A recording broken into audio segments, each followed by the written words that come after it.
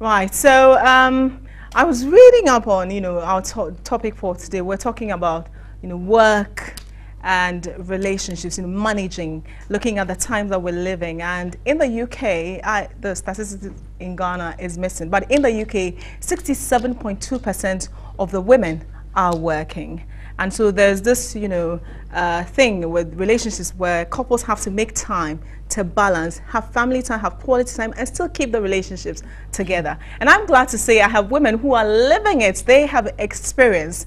And let me introduce them to you. We have Gina West. She's a singer, actress, TV show host, mother, and she's a wife. Good morning, Gina. Welcome to the show. Good to see you. Thank you. And also we have, what she's wearing speaks for itself, Selena Bebako. Good morning to you and welcome to the show. And I love what you put on. Thank you. Beautiful. I'm sure it's all you. No, this is by Christy Brown. Oh, yeah. I saw the signature. I said, it looks Christy Brown, but it is Christy Brown. Oh, it is Christy Brown. Welcome to the show.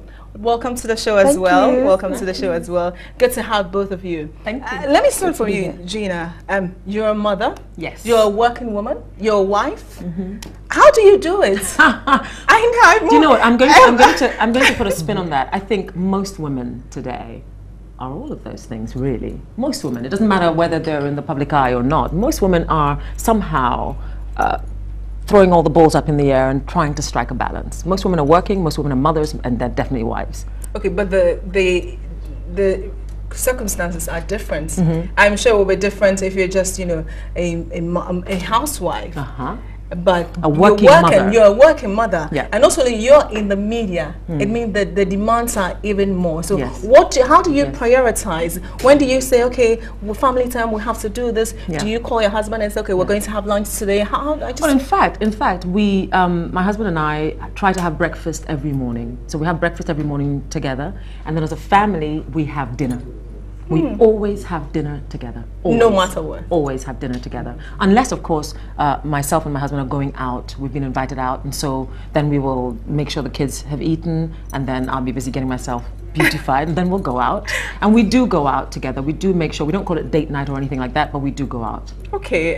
Selena, you, if you're to... It's a tough one, but I'll ask her, Okay. Which is more difficult, being a mother or a wife? I'm not any of those two, so sure. I wouldn't know, but I think being a mother is more difficult. Sure. Yeah, definitely. Because just being a wife, yes, you have your big baby who's your husband, but I'm sure he'd be more understanding. But children are more demanding. They need more of your time. They need more of your care. So I think being a mother is more difficult. Okay. Gina, am I right? Well, you know what? I think with children, what you do is you have routines. You have, because it's up to you as the adult to have your structure. And if you have your structure in place and you're organized, Bridget, the key is to be organized, really, because if you're disorganized, you're going to be overwhelmed by all of it. Okay. But if you're organized, then you won't be. All right. So, Selena, for you, if, for instance, I'm sure you want to date, if you're dating and all of that, and your job is such that creative, your business, so you've got to invest a lot of time in it. And when do you say, okay, I want to make time and invite someone else into my space? When does that kick in? You just have to make the time, Bridget. How do you do it? How do I do it? So I do have a busy schedule, definitely, sure, as a designer. But, relationships are important as well. So I try to make time. And when I can't make time, I communicate. For me, having a busy schedule and keeping a good relationship is all about time and communication. You try and make time to see your partner, and when you can't make the time to see them, you communicate. You tell them, I can't see you because of A and B, but maybe next week we can meet up or something. But some people do not communicate. At all. They just tell you, I'm busy. They'll even tell you what they're doing. But at least if you tell them what you're doing, they will be more understanding. So for me, it's just about striking a balance. Like Gina said, you just have to make sure you make the time and be organized. Because if you're not organized, then you're doomed. Seriously. Okay. What do you think is the biggest challenge to keeping work and relationship together now? I'm looking at the times that we're living in now, where you've got to chip in, say 50, I have to chip in. It's no longer depending on the man to provide everything. We're all trying to contribute to keeping the relationship together? What is the biggest challenge there? The biggest challenge again for me is finding the time. So sometimes you just need to make the time, because Bridget, no matter how busy you are, if you really, really love someone and you really want to see them, you will make time. Even if it's just for 10 minutes, it's better than not seeing them at all. Gina, don't you agree with me? Absolutely. Do you know, I was coming to that. As you're speaking, I'm sort of thinking to myself, but are there any instances where you find that you that your partner isn't quite as understanding or feels that you're not giving or showing enough time, and as a result you find that your relationships are compromised and you're not able to grow? That's true. Do you know what I mean? Gina, I actually wanted to ask you that, you know, because I mean you have said that as a family you try to make time to dine at least every evening, because those moments mean so much to you, and she makes not just for husband but for the kids as well. Right? Absolutely. I mean, bonding, yes. And for her, she thinks it's just a question of excuse, because if you really want something, you will make time and get it. If you don't want it, you only make an excuse to run away from it. So I wanted to ask about that, that where people simply say, you know what, maybe I'm just not ready for this, and so I'm making an excuse for that. Do you think that is what young people of today, people who are really unable to balance, is that the problem they are facing? You know what, it's so funny, because I was speaking to a group of ladies not so long ago, and one of them said something, and her expression was that I think as young women we're better equipped to be husbands than wives. Oh wow. Yeah, she said, because we are as determined, we're really trying to traverse the workplace, career, all of these things. We're just as ambitious, we're just as educated, you know, and we're no longer happy with just being a wife or just finding a husband who's going to marry us and look after us, etc. We also are ambitious, and so the problem there is that, you know, they just say, oh well, please, he's too demanding. You know, I don't have the time. But I think that you can always. I think it's such a pity if you can't be fulfilled in your personal life. So you've got if to be you're so successful. Somebody. Yes, if you're so successful. When is it right then? You know, as like you said, the young girls believe they could be the husbands, really. So they are so busy, you know, grabbing everything that sometimes we forget the important things. Oh, there's somebody there to help me with that. So when do you think, do you drag them along? Do you try, if it fails, it doesn't mean you give up, you try another one? Is it okay well, to I mean, I think that, or you think that, okay, let me just find the thing I'm looking for and be the husband? Before I find another husband. No, I think be the leader of my own life. Well, I think that honestly, I think that women should be the leader of their own lives anyway. Okay, and being a wife or being in a relationship doesn't mean that you're not. I do believe, like you said, it's a balance. I think that when you are being true to yourself and true to the calling on your life, because even as women, you have a calling on your life, men have a calling on their lives, you know, and it's just a matter of keeping them separate, saying work is work and play, relationship, etc. is relationship. Okay. And you literally, yes, and you have to, and you treat them, you put the same energy into both. I think the problem is when you begin to prioritize one over the other. And with some women, it's their relationship over their career. And they suffer, because when that relationship fizzles out, and it might, they have nothing. How do you strike a balance? Because I was coming to that. For somebody, you know, you're doing your own thing, and you still have to make time for it. So how do you strike the balance? Okay, so you decide work is 60% or 70%, maybe relationship and family 30%. But you know what Gina said, and I totally concur, is that most women, okay, get consumed with work, especially when the relationship or the marriage is not happening. Okay. I throw myself into work because I'm thinking, okay, I'm not married, no children yet. This is my time to make it. This is my time to build my brand. You see, but once you get married or you're in a serious committed relationship, the priorities can change or should change. You should find more time for the relationship. But when it's not happening, or you're with someone that doesn't look like they've got any future for you, then you have to concentrate on the work. Yeah, because some of them, they come and you can tell this one's just going to waste my time. How do you know? Oh, female intuition. Oh. I can tell, but sometimes you still want to give it a go. There's no science to that. No, not really. You just have to have that intuition, the feeling, and trust it. The female intuition, 90% is right. You know, so when that happens, that is when we throw ourselves into work. I know loads of women, I could even name one, but I wouldn't. You know, they were so into their work. Everyone saw them as a strong woman, and they're even anti-marriage. They get married, one kid, and hey, they slow down. Yeah, I know one. I actually thought she was anti-marriage. No, she loves it. You should have seen on the wedding day. She was so happy. She's married with one child now. She even quit her job after she got married. Yeah. So most of us do that because, you know, the marriage or the relationship thing is not happening. So it's like, it's all work, work, work. You know, and then some of us do, yes, after we get married, like Gina, we still want to work. Yeah, that is women for you. But you just always have to find a balance, Bridget. You can. No one can be so busy 24 hours. There are 24 hours in a day. It just takes 5 minutes to call someone. Or maybe 30 minutes to spend time with someone. Okay. That I agree with. Okay, but I mean, yes, Jeannie, you tell us about how you, as a family, you know, you've tried to keep a certain culture or tradition. Yeah. Are you more traditional? Very conserved? I don't know if I am, because certainly my husband cooks more than I do. Okay, that's nice. That's nice. No, So what does that mean? That's refreshing. No, that's refreshing. I mean, we seriously, it's just this. Okay, I travel rather a lot. Sure. And so does he. But your So husband what is we very do- busy, by the way. He there is you very go. busy. And do you know what I must say, and darling, if you're watching, I must say Yeah. that he taught me something. Okay. Because he is quite phenomenal at being able to balance and to just say, done with work, right now I'm focusing on Gabriele. Right now I'm focusing on you, baby.